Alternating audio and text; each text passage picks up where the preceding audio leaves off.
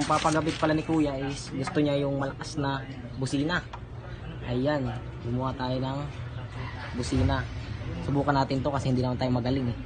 Ayan, syempre kailangan na buting tingin. Gumawa pala ako ng diagram dito. Boss RR. Ito yung diagram na ginawa ko. Bago bungkalin natin, bago ikabit kasi masilan tong PCX 160 na to. Alam mo naman, kunting tawag dito, kunting shortage ay putok agad ang fuse, diba? So sundan mo lang yung ano, diagram, diba? Ito relay, ito rapid relay. So ayan, ganito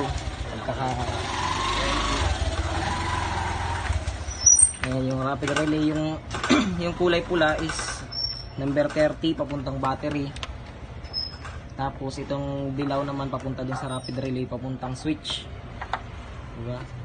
Yung kulay blue naman ay number 87. Ayan, yung napapansin mo, number 87 papunta sa busina. Ayan, number 87.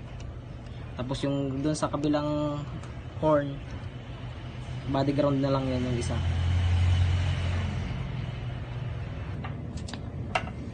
Interruptor. Sabi, sound check natin, sound check. Sound check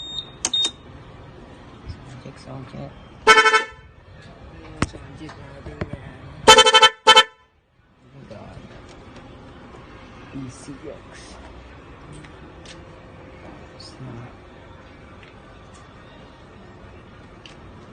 Tapos na loading.